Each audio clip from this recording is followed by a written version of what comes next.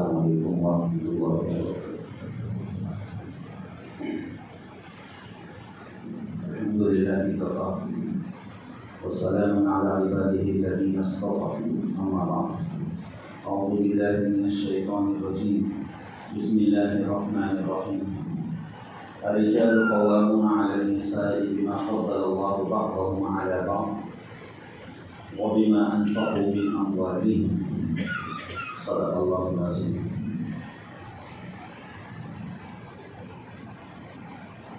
ایک سماج اور ایک خاندان میں جہاں مرد اور عورت ایک ساتھ رہتے ہیں، اس میں شریعت مطہرہ کا قانون اٹل ہے کہ مرد عورتوں پر حاکم ہے،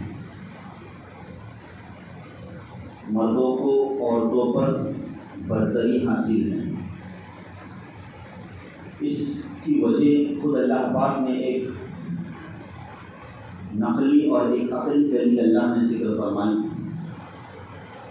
ایک بات تو یہ کہ بما فضل اللہ بعضهم علی بعض، کسے برتری دینا ہے یہ اللہ کے اختیار میں، جسے چاہے اللہ برتری دے۔ اور دوسری بات یہ ہے کہ جہاں بہت سی چونکہ ذمہ داریاں عورتوں کی مردوں پر ہوتی ہیں، گھر کے علاوہ باہر کے سارے امور یہ مرد انجام دیتے ہیں، اور چونکہ ایک خرچ کی بہت بڑی ذمہ داری یہ مردوں پر ہے، اس حیثیت سے اللہ نے مردوں کو عورتوں پر حاکم بنایا۔ یہ تو قرآنی فیصلہ ہے، مگر مرد حضرات اس حاکمیت کو کس طریقے سے، اس ذمہ داری کو کس طریقے سے، کس حیثیت سے ادا کرے، قرآن کریم نے ان اسلوب کو بھی اور ان اصول کو بھی واضح طور پر بیان فرمایا ہے۔ کون نہیں چاہتا کہ شادی کے بعد، نکاح کے بعد ہماری ازدواجی زندگی پرسکون گزرے؟ ہر ایک یہی چاہتا ہے کہ ہماری زندگی پرسکون گزرے، مگر اللہ کی قسم جب تک ہم قرآنی فرامین پر اور ہمارے پیارے نبی صلی اللہ علیہ وسلم کے فرامین مبارک پر عمل نہیں کریں گے، زندگی میں خوشگواری آ ہی نہیں سکتی۔ چاہے کروڑوں پیسے کیوں نہ ہوں، چاہے بڑے بڑے بنگلے کیوں نہ ہوں، آرام اور آسائش کی ساری چیزیں کیوں نہ ہوں، مگر اللہ کی قسم سکون اس میں نہیں ہے۔ سکون اللہ اور اس کے رسول صلی اللہ علیہ وسلم کے فرامین پر عمل کرنے میں۔ اسی لیے مردوں کے تعلق سے جہاں عورتوں پر مردوں کے حقوق ہے، اسی طریقے سے مردوں پر عورتوں کے حقوق ہیں، بلکہ یہ کہنا لغو اور بیجا نہیں ہوگا کہ عورتوں کے مقابلے میں مردوں پر زیادہ حقوق ہیں، اور بہت ہی اہم اور سمجھداری کے حقوق ہیں۔ سمجھ میں آ رہے؟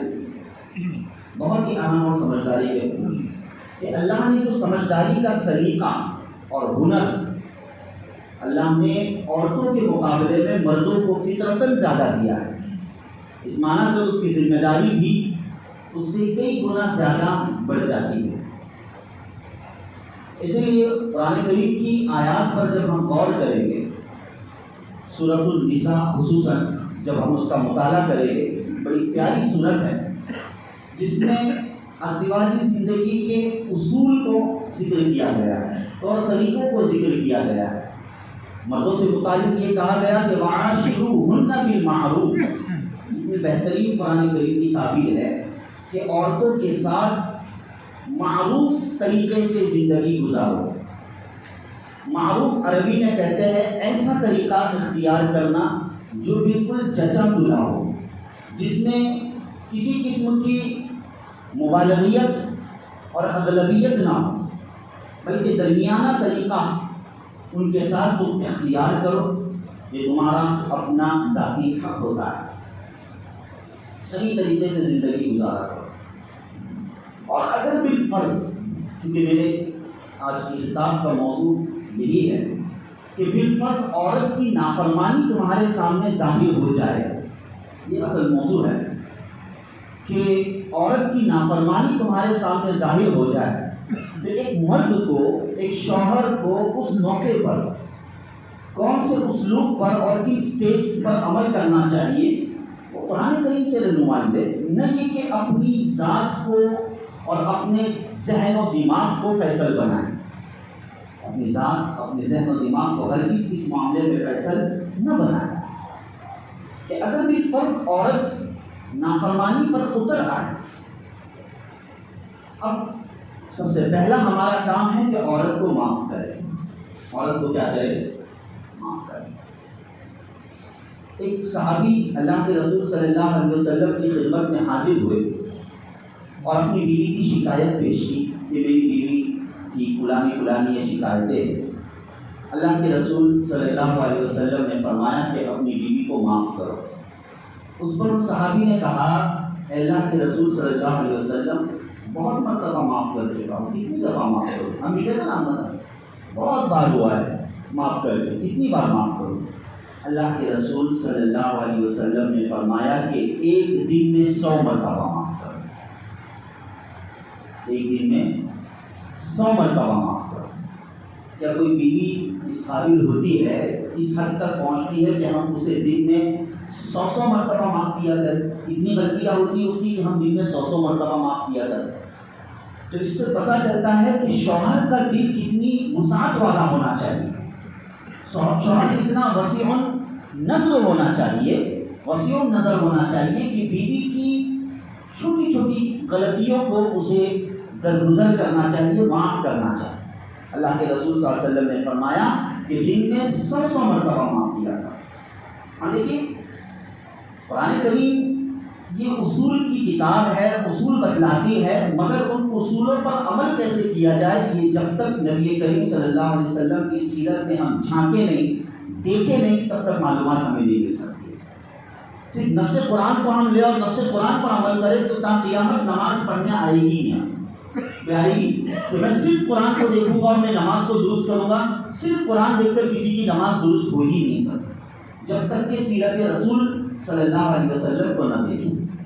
جی ہاں، تو اللہ کے رسول صلی اللہ علیہ وسلم نے 11 گھر آباد کر کے بتلایا کہ ازدواجی زندگی کیسے گزاری جاتی ہے. 11 گھر آباد کر کے بتلایا اور 11 بیویوں سے آپ کا سابقہ پڑا ہے اللہ کے رسول صلی اللہ علیہ وسلم کا، تاکہ حسن معاشرت کس طریقے سے ہوتی ہے، اچھی زندگی کس طریقے سے ہوتی ہے، بڑے اچھے انداز سے امت کے سامنے آ جائے. نمونہ حضرت عائشہ رضی اللہ تعالیٰ عنہ اللہ کے رسول صلی اللہ علیہ وسلم کی زوج مطہرہ، ایک دفعہ بات کرتے کرتے دونوں کے درمیان یعنی نبی کریم صلی اللہ علیہ وسلم اور حضرت عائشہ رضی اللہ تعالیٰ عنہ کے درمیان بحث ہو گئی. میاں بیوی کے درمیان بحث ہوتی ہے تو دونوں کے درمیان بحث ہو گئی. دیکھیے بحث بھی کس کے سامنے ہوئی؟ سرکار دو عالم صلی اللہ علیہ وسلم کے سامنے بحث ہوئی. تو نبی کریم صلی اللہ علیہ وسلم نے فرمایا جبکہ آپ دنیا کے سب سے بڑے فیصلہ کرنے والے، آپ کے فیصلے پر شک و شبہ در حقیقت ایمان کو کھونے کے مترادف ہیں، مگر اللہ کے رسول صلی اللہ علیہ وسلم فرما رہے ہیں کہ دیکھ میں تیرے اور میرے درمیان میں کسی اور کو فیصل بناتا ہوں جو اپنا فیصلہ کرے اپنی بحث کا، تو بتا کسے فیصل بنائے؟ تو حضرت عمر کو بنائے یا حضرت ابو بکر کو بنائے؟ حضرت عائشہ رضی اللہ تعالیٰ عنہ نے خیال کیا کہ حضرت عمر تو بڑے غصے والے ہیں، اب لے دے کہ میرے باپ بھی میرے سہارا بنے گے اور میری سائٹ لے کے آمدن ایسے ہی ہوتا ہے. سائٹ نہیں، جب معاملہ آ جائے تو یہ نہ دیکھا جائے کہ میں کس کی طرف سے ہوں، یہ دیکھا جائے کہ حق کس کی طرف ہے. چاہے مخالف کا تعاون کرنا پڑے مگر حق کا تعاون کرنا ہی اصل بات ہے. یہ نہ دیکھا جائے کہ میں کس کی طرف سے ہوں. تو کہا کہ ابوبکر صدیق رضی اللہ تعالیٰ عنہ ہمارے درمیان فیصلہ کرے. نبی کریم صلی اللہ علیہ وسلم نے حضرت ابوبکر صدیق رضی اللہ تعالیٰ عنہ کو بلایا اور معاملے کی بات پیش کی کہ بھائی اس معاملے پر ہمارے درمیان بحث ہو چکی ہے، اب آپ فیصلہ کیجیے. حضرت ابوبکر صدیق رضی اللہ تعالیٰ جب دونوں کی باتیں سنی تو ظاہر بات ہے کہ اللہ کے رسول صلی اللہ علیہ وسلم حق بجانب تھے، تو ایک باپ ہونے کی حیثیت سے حضرت عائشہ کے باپ تھے، ایک باپ ہونے کی حیثیت سے اس وقت حضرت عائشہ حضرت ابوبکر صدیق رضی اللہ تعالیٰ عنہ کے قریب بیٹھی تھی، تو حضرت ابوبکر صدیق رضی اللہ تعالیٰ عنہ نے ایک تماچا مارا، حضرت عائشہ کو ایک تماچا مارا، کہا کہ اس بات پر بحث کرتی ہے، اللہ کے رسول صلی اللہ علیہ وسلم سے آگے بڑھنے کی کوشش کرتی ہے۔ اب باپ کا غصہ دیکھ کر حضرت عائشہ رضی اللہ تعالی عنہا نبی کریم صلی اللہ علیہ وسلم کے پیٹھ پیچھے جا کر چھپ گئی۔ اس پر نبی کریم صلی اللہ علیہ وسلم نے فرمایا کہ ابو بکر میں نے تمہیں اس لیے نہیں بلایا تھا کہ عائشہ کو تم سزا دو، تم حق بات کرو، میں نے اس لیے نہیں بلایا تھا کہ عائشہ کو تم سزا دو۔ بہرحال ابو بکر صدیق رضی اللہ تعالی عنہ چلے گئے۔ پھر حضرت عائشہ چونکہ بیوی تھی، بیوی کی فطری چیز ہوتی ہے ناراضگی کا اظہار کرنا، ویسے تو چپکی ہوئی تھی اللہ کے رسول صلی اللہ علیہ وسلم کے بدن مبارک سے، لیکن جو ہی ابو بکر صدیق رضی اللہ تعالیٰ عنہ چلے گئے، حضرت عائشہ دور چلی گئی نبی کریم صلی اللہ علیہ وسلم سے۔ نبی کریم صلی اللہ علیہ وسلم فرما رہے تھے میرے قریب آؤ، کہا کہ نہیں آؤں گی، کہا کہ آؤ، ابھی تو قریب کیا، ابھی دور چلی گئی۔ یہ ایک عجیب واقعہ ہے، اس قسم کے کئی واقعات ہیں، سوچنے کی بات ہے۔ ایک امتی کا ایمان اور عقیدہ، میں جو سے بات کرنا چاہ رہا ہوں، ایک امتی کا ایمان اور عقیدہ اور نظریہ ہے کہ جو نبی صلی اللہ علیہ وسلم سے وقتی طور پر بھی ناراضگی کا اظہار کرے گا وہ ایمان سے نکل چکا، وہ ہے کہ نہیں؟ اگر کسی نے سیکنڈ کے لیے بھی اللہ کے رسول صلی اللہ علیہ وسلم سے ناراضگی کا اظہار کیا تو وہ ایمان سے نکل چکا، وہ اسلام سے نکل چکا۔ مگر اس ناراضگی کا حق اللہ کے رسول صلی اللہ علیہ وسلم نے اگرچہ امت کو نہیں مگر اپنی بیویوں کو دیا تھا۔ اس ناراضگی کا حق اللہ کے رسول صلی اللہ علیہ وسلم نے اگرچہ امت کو نہیں، امت اگر ناراضگی کا اظہار کرے ایمان سے نکل جائے، مگر اللہ کے رسول صلی اللہ علیہ وسلم نے اس ناراضگی کا حق اپنی بیویوں کو دیا تھا کہ بیویوں کے لیے جائز ہے کہ اپنے شوہروں سے ناراضگی کا اظہار کرے، کوئی فرق نہیں پڑتا۔ جی ہاں، یہ کی بات اللہ کے رسول صلی اللہ علیہ وسلم کی خوشگوار زندگی کو ٹٹولے دیکھے جانے، حسن معاشرت۔ تو بات یہ ہے کہ جب عورت ناراضگی کا اظہار کرے تو قرآن کریم میں کچھ اسلوب اور اصول ہمارے سامنے رکھیں۔ سب سے پہلا اصول یہ ہے جو بار بار بات آتی ہے، یہ سب سے پہلا اصول یہ ہے کہ بھائی بیوی سے جب اس کا نشوز ظاہر ہو، دیکھیے قرآن کریم کی تعبیر کہ جب تم اس سے اس کا نشوز محسوس کرے، نشوز کہتے ہیں نافرمانی کو، تو پھر تمہیں ان چیزوں پر عمل کرنے کی اجازت ہے۔ عورت سے اگر نافرمانی کا اظہار ہو، اب یہ نافرمانی کون سی اسے بھی ہمیں شریعت کی نظر سے دیکھنا ہے، اپنی نظر سے بھی دیکھنا ہے۔ نافرمانی کون سی شریعت کی نظر میں دیکھنا ہے، اپنی نظر سے بھی دیکھنا ہے۔ اگر ہم یہ سمجھے کہ دال میں نمک کا کم ہونا یہ نافرمانی ہے، ہم یہ سمجھے کہ ہماری خدمات اگر وہ مکمل نہیں کر رہی ہے تو یہ نافرمانی ہے، اللہ کی قسم یہ نافرمانی نہیں، یہ نافرمانی نہیں ہو سکتی۔ اب بات چونکہ نکل ہی چکی ہے، بیوی کا ہماری خدمت کرنا یہ اس کا واجبی حق نہیں ہے، یہ اس کا واجبی حق نہیں ہے، یہ اس کا اخلاقی حق ہے۔ یہ اس کا کیا ہے بھائی؟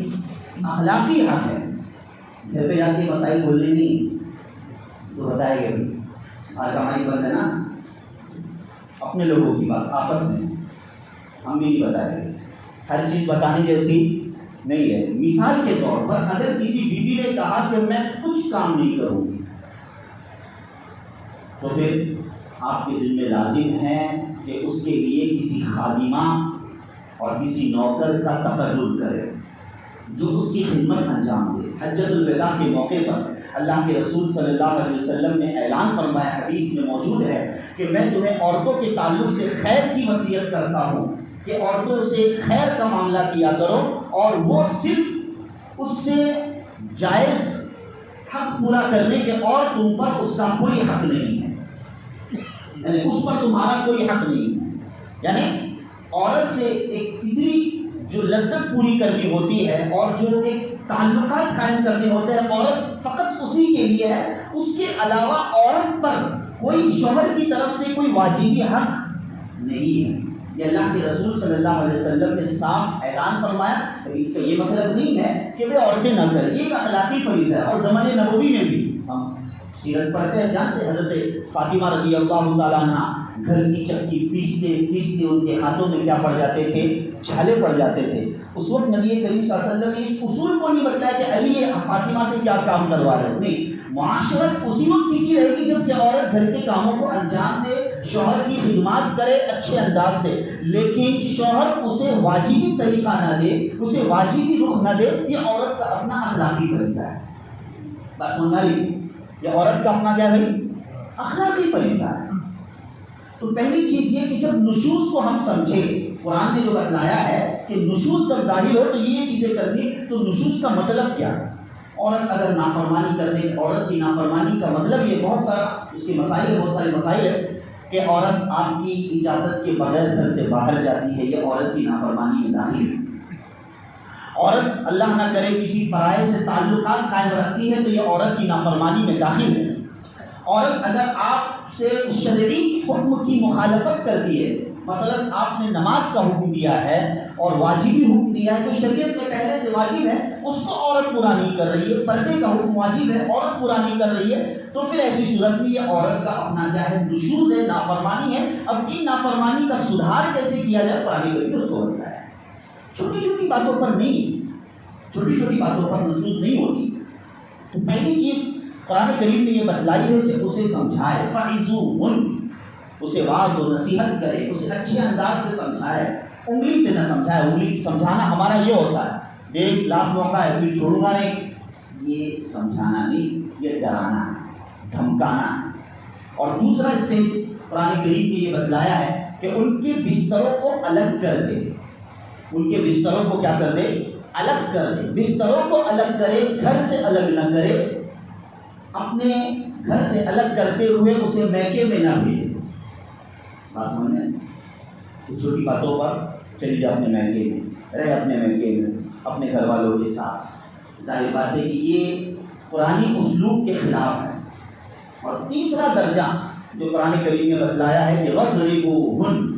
آج دشمنان اسلام اس لفظ وَاضْرِبُوهُنَّ پر اعتراض کرتے ہیں کہ پھر قرآن میں تو حکم دیا گیا ہے کہ مرد عورت کو مارے، عورتوں کو مارنے کا حکم دیا گیا ہے، جبکہ یہ کوئی آرڈر بحیثیت آرڈر نہیں ہے بلکہ ایک جواز ہے.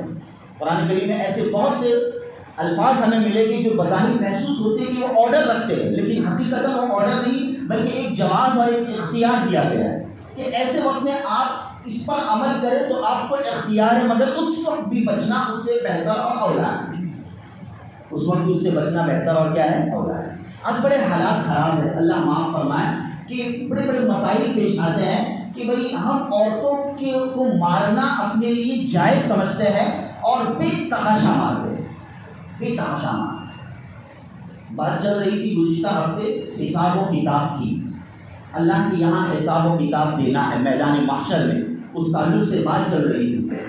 حدیث میں آتا ہے کہ سب سے پہلے میدان محشر میں جو سوالات ہوگے وہ 3 قسم کے ہوں گے. عبادات کے تعلق سے پہلا سوال ہوگا جس میں نماز کا سوال کیا جائے گا. اسی طریقے سے حقوق العباد بندوں کے تعلق سے جو سب سے پہلا سوال ہوگا وہ قتل سے متعلق ہوگا کہ کس نے کس کا قتل کیا ہے. اور معاشرت کے متعلق جو سب سے پہلا سوال ہوگا وہ عورتوں سے متعلق ہوگا. تو کس سے متعلق ہوگا؟ عورتوں سے متعلق. تم نے عورتوں کے حقوق کس قدر ادا کیے، اس تعلق سے سوال کیا جائے گا. تو مارنا بحیثیت مارنا یہ حکم نہیں ہے بلکہ اس سے بچنا ہے.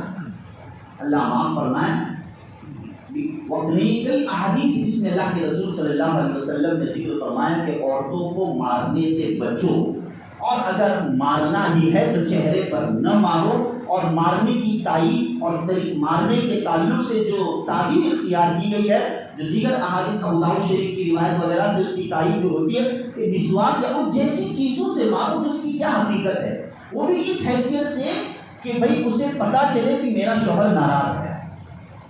میرا شوہر کیا ہے؟ جب بے سیم والی بکری کو، بے سیم والے جانور کو میدان محشر میں اللہ تعالیٰ اس کا بدلہ دیں گے تو کیا خیال ہے آپ کا؟ کیا جس عورت پر ظلم ڈھایا جاتا ہے، بے تحاشا مارا جاتا ہے، کہ اللہ تعالیٰ اس کو بدلہ نہیں دلائے گے میدان محشر میں؟ ہاں، ایک بے سیم والے جانور کو، بے زبان جانور کو اللہ تعالیٰ کل قیامت کے دن اس کا بدلہ دلائے گی. کہ تجھ پر جس نے ظلم کیا ہے تیرا بدلہ یہ ہے. تو جو شوہر اپنی بیوی پر ہاتھ اٹھاتا ہے اور بے قدر اور بے تحاشا مارتا ہے، کیا اللہ پاک بدلہ نہیں لے گے؟ اللہ تعالیٰ حساب نہیں لے گے؟ سوال ہی کرنا. نبی کریم صلی اللہ علیہ وسلم کا فرمان کہ مظلوم کی آہ سے بچو. کیا شوہر ظالم نہیں ہو سکتا؟ کیا عورت مظلوم نہیں بن سکتی؟ اور عورت کی مظلومیت یہ تمام مظلومین سے بڑھ کر ہے. عورت کی مظلومیت یہ تمام مظلومین سے بڑھ کر ہے. اگر اس کی آہ نکل گئی اپنے شوہر کے خلاف تو دنیا اور آخرت برباد ہے. دنیا اور آخرت برباد. تو اس معاشرت کو ہمیں اللہ ہمیں ہدایت دے، سمجھ کی توفیق دے. سمجھنے کی ضرورت ہے. آج بہت حالات خراب چل رہے ہیں مسلم معاشرے میں، اور خصوصاً غیروں کو ہنسنے کا موقع مل رہا ہے اور باقاعدہ نکتہ چینیاں ہو رہی ہے. میں اس موضوع کو نہیں لیا ہوں، باقاعدہ نکتہ چینیاں ہو رہی ہے کہ بھئی یہ کیا ہے مسلم معاشرے میں، مسلم سماج میں یہ معاملہ. پھر ایسی صورت میں فوری طور پر 1 سال نہیں ہوئے، آدھے سال نہیں ہوئے، 6 مہینہ نہیں ہوا، طلاقیں ہو رہی. طلاقیں ہو رہی. ایسا نہیں ہونا چاہیے. معاشرت کو سمجھنے کی ضرورت ہے. ہم اگرچہ اپنے گھر میں حاکم ہے، مگر اس حاکمیت کے کیا اصول ہے، کیا اسلوب ہے، کسی عالم دین سے، کسی جاننے والے سے معلوم کرنے کی کوشش کرے. قرآن اور حدیث کی روشنی میں ہم فہم لینے کی کوشش کریں تاکہ ہمارا گھر جہنم بننے سے بچ جائے. ہمارا گھر جہنم بننے سے بچ جائے.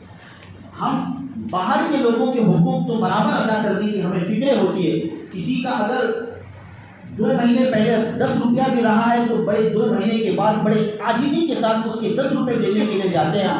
تو بھائی فلاں وقت میں تمہارے 10 روپے باقی تھا اور لے لو بھائی. سامنے والا سوچتا ہے کہ شاید کہ پوری دنیا میں اس سے بڑا کوئی متقی ہوگا. مگر گھر کا حال کیا ہے کہ اپنی بیویوں کی مہر باقی ہے، اپنی بیویوں کے حقوق باقی ہیں. مہر کا عالم اور مہر کا حال ابھی تو اللہ کا شکر اور احسان ہے، ورنہ پہلے تو وہ 19 مسقال ایسا لکھا جاتا تھا کہ بولنے والے کو بھی پتہ نہیں کہ 19 مسقال کس چڑیا کا نام ہے، اور لکھنے والے اور قاضی صاحب کو بھی پتہ نہیں کہ 19 مسقال کس چڑیا کا نام ہے کہ نہیں. لکھ لیتے تھے 19 مسقال کیا ہے کچھ پتہ نہیں. جب ادا کرنے کی نیت ہی نہیں تو ظاہر بات ہے لکھنے میں کیا حرج ہوتا ہے، لکھنے میں کیا فرق پڑتا ہے. اللہ کی قسم یہ مان حق ہے. قرآن ایک مستقل موضوع ہے. اگر ادا نہیں کیے تو یاد رکھو یہ زبردستی کی معافی نہیں، اور اگر ادا بھی کر دیے معافی چاہتا وقت ہو گیا 2-1 منٹ کہ کون ہے آج کی دنیا میں جو ہمارا محسن اگر کسی نے ہم کو کچھ روپے بھی دیے ہیں، قرض بھی دیے ہیں تو وہ وقت لگاتا ہے کہ فلاں وقت میں ادا کر، فلاں موقع پر ادا کر، اور نہ دینے پر نہ جانے کیا کچھ ہو جاتا ہے. ہماری بیویاں اور ہماری گھر کی عورتیں اللہ ان پر رحم فرمائے کہ اپنے شوہر کی کتنی بڑی محسنہ ہوتی ہے، کتنی بڑی محسنہ ہوتی ہے. اپنی شوہر کی ترقی کی خاطر وہ اپنا سب کچھ لٹانے کے لیے تیار ہوتی ہے. اپنے زیورات ہے نا، اپنے زیورات جو سسرال سے ملے ہو یا میکے سے ملے ہو، کیوں میرے شوہر کی ترقی ہے، بیچ دو یا گروی رکھ دو مجھے کچھ فرق نہیں پڑتا. ٹھیک ہے، اس نے اپنے جذبات کو اس نے اپنے پیش کیا ہے، اپنے فراخ دلی کو پیش کیا ہے، مگر شوہروں کا بھی تو کام ہے کہ اس چیز کو ادا کرنے کی فکر کریں، اس چیز کو ادا کرنے کی ہم فکریں کریں. بہت کم ہوتے اللہ ماشاءاللہ جو مہر سے سبکدوش ہوتے، وگرنہ ادا بھی ہو جائے مگر فی الوقت موجود ہے کہاں، بینکوں میں. فی الوقت کہاں ہے تو بھائی بیچ دیا گیا. یہ کیا بات ہے؟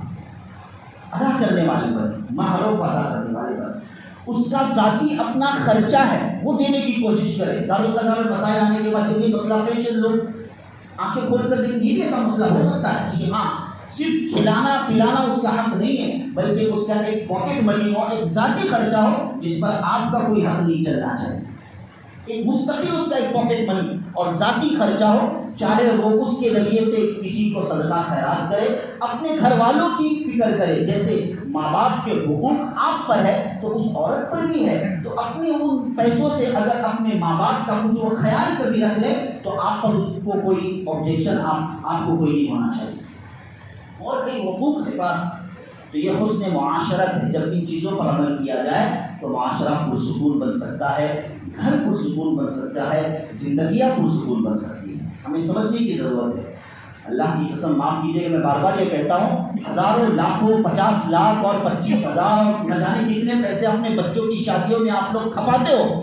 منڈپ عالیشان ہوتا ہے، کھانا عالیشان ہوتا ہے، مگر زندگی اگر ان کی پرسکون نہ ہو تو پھر کیا فائدہ آپ کی خرچ کرنے کا؟ آپ تھوڑی سی یہ بھی اگر فکر کر لیں، جہاں آپ کھانے کی فکر کرتے ہو، منڈپ کی فکر کرتے ہو کہ میرے اولاد کا مجھے نکاح کرنا ہے، لڑکے کا نکاح کرنا ہے، چلو نکاح سے پہلے نکاح کے بعد کی زندگی کیسی گزارنی چاہیے، اس تعلق سے اس کو میں کوئی کورس سکھلاؤں، اس کو کچھ باتیں بتلانے کی فکر کروں۔ لڑکی کا معاملہ ہے تو لڑکی کے تعلق سے میں کچھ فکر کروں، یقیناً یہ آپ کے لاکھوں روپے لٹانے سے بہتر ہے۔ کروڑوں روپے ختم کرتے اور اچانک پھر نکاح ٹوٹ جاتے ہیں، فائدہ نہیں۔ اللہ حفاظت فرمائے، سمجھ عطا فرمائے اور معاشرے کو پرسکون اللہ پاک بنائے۔ آمین یا رب العالمین۔